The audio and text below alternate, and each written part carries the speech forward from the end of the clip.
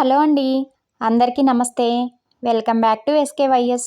ఈరోజు వీడియోలో రొయ్యల వేపుడు చూపించబోతున్నానండి. మరీ డ్రైగా కాకుండా సెమీ గ్రేవీతో రైస్లోకైనా, బిర్యానీ, బగారా దేనిలోకైనా సూపర్గా ఉంటుంది. ఇంకా ఆలస్యం చేయకుండా ఈ రొయ్యల వేపుడు ఎలా చేయాలో చూసేద్దాం. ముందుగా 1 కేజీ రొయ్యల్ని ఉప్పు, పసుపు, నిమ్మరసం వేసి శుభ్రంగా 2 సార్లు కడిగి తీసుకోవాలి. దానిలోకి 1/2 టీ స్పూన్ పసుపు, 1 స్పూన్ ఉప్పు, 2 స్పూన్ల కారం, 1 స్పూన్ ఆయిల్ వేసి అవన్నీ రొయ్యలకి బాగా పట్టేలాగా కలుపుకోవాలి. ఉప్పు, కారం రొయ్యలకు బాగా పట్టించుకున్న తర్వాత ఆ గిన్నె మీద మూత పెట్టి 15 నిమిషాలు పక్కన పెట్టుకోవాలి. తర్వాత మిక్సీ గిన్నెలోకి కొన్ని అల్లం ముక్కలు, 15 నుంచి 20 వెల్లుల్లి రెబ్బలు, 1 స్పూన్ మిరియాలు వేసి కచ్చా పచ్చాగా మిక్సీ చేసుకుని తీసుకోవాలి. అలా మిక్సీ పట్టుకున్న మిశ్రమాన్ని ఒక గిన్నెలో వేసి పక్కన పెట్టుకుని మళ్ళీ అదే మిక్సీ గిన్నెలోకి 2 టమాటాలను ముక్కలుగా చేసి వేసి మెత్తగా పేస్ట్ చేసుకుని దాన్ని కూడా పక్కన పెట్టుకోవాలి. తర్వాత స్టవ్ మీద కడాయిని పెట్టుకుని రొయ్యల వేపుడికి సరిపడా ఆయిల్ వేసుకోవాలి. ఆయిల్ వేడెక్కిన తర్వాత 1 స్పూన్ జీలకర్ర వేసి చిటపటలాడేంత వరకు వేయించాలి. తర్వాత 2 మీడియం సైజ్ ఉల్లిపాయలను చాలా చిన్న ముక్కలుగా కట్ చేసుకుని వేసుకోవాలి.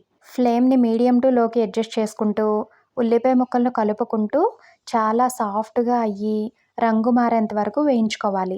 ఉల్లిపాయ ముక్కలు ఎంత బాగా వేయించుకుంటే కూర అంత బాగుంటుంది. ఇక్కడ చూపిస్తున్నట్లుగా ఉల్లిపాయ ముక్కలు బాగా వేగిపోయిన తర్వాత ముందుగా మిక్సీ చేసుకున్న అల్లం, వెల్లుల్లి, మిరియాల ముద్ద వేసుకోవాలి. అల్లం వెల్లుల్లి ముద్ద పచ్చివాసన పోయేంత వరకు కలుపుకుంటూ వేయించుకోవాలి. అది కూడా బాగా వేగిపోయిన తర్వాత మిక్సీ చేసుకున్న టమాటా పేస్ట్ వేసుకోవాలి.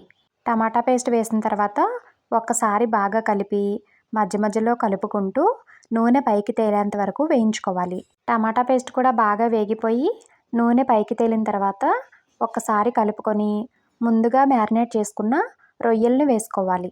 రొయ్యల్ని వేసేసుకున్న తర్వాత ఫ్లేమ్ని హైలో పెట్టుకొని ఒక్కసారి బాగా కలిపి మూత పెట్టుకుని ఉడికించుకోవాలి. అలా 2 నుంచి 3 నిమిషాలు ఉడికించుకునేసరికి రొయ్యల్లోంచి వాటర్ రిలీజ్ అవ్వడం స్టార్ట్ అవుతుంది. అలా వచ్చిన నీచు నీరంతా ఎగిరిపోయి నూనె పైకి తేలేంత వరకు మధ్య మధ్యలో కలుపుకుంటూ ఉడికించుకోవాలి. రొయ్యల్ని నీచు నీరంతా ఎగిరిపోయేంత వరకు ముందుగానే ఉడికించుకుని తీసుకుంటారు. కానీ ఈ రొయ్యల వేపుడికి డైరెక్ట్గా చేసేసుకుంటే సెమీ గ్రేవీతో ముక్క కూడా చాలా సాఫ్ట్గా వస్తుంది. నీచు నీరు 80% వరకు ఎగిరిపోయిన తర్వాత 1 స్పూన్ ధనియాల పొడి, కొన్ని పచ్చిమిర్చి చీలికలు, 2 రెమ్మల కరివేపాకు కూడా వేసి ఒక్కసారి బాగా కలుపుకొని ఫ్లేమ్ని మీడియంకి అడ్జస్ట్ చేసుకుని మొత్తానికి నీచు నీరంతా ఎగిరిపోయి నూనె పైకి తేలేంత వరకు ఉడికించుకోవాలి. ఇక్కడ చూపిస్తున్నట్లుగా నీచు నీరంతా ఎగిరిపోయి నూనె పైకి తేలిన తర్వాత ఒక్కసారి అంతా బాగా కలిసేలాగా కలుపుకొని ఉప్పు, కారం చెక్ చేసుకుని సరిపోకపోతే అడ్జస్ట్ చేసుకుని చివరగా 1 స్పూన్ గరం మసాలా, సన్నగా తరిగిన కొత్తిమీరను కూడా వేసి ఆ మసాలా పొడంతా రొయ్యలకి బాగా పట్టేలాగా కలుపుకొని మరొక 2 నిమిషాలు మూత పెట్టుకుని ఉడికించుకున్నామంటే సెమీ గ్రేవీతో సూపర్ టేస్టీగా ఉండే రొయ్యల వేపుడు రెడీ అయిపోయినట్లే. ఈ వేపుడు రైస్లోకైనా, బిర్యానీ, బగారా దేనిలోకైనా చాలా చాలా బాగుంటుంది. మీరు కూడా ఈ ప్రాసెస్లో ఒక్కసారి ట్రై చేసి టేస్ట్ చేసి మీకు ఎలా వచ్చిందో కమెంట్ చేయడం మాత్రం మర్చిపోవద్దు. వీడియో నచ్చితే లైక్ చేసి మీ ఫ్యామిలీ అండ్ ఫ్రెండ్స్కి షేర్ చేయండి. అలాగే కొత్తగా ఎవరైనా మన ఛానల్ని చూస్తుంటే సబ్స్క్రైబ్ చేసుకోండి. Thank you.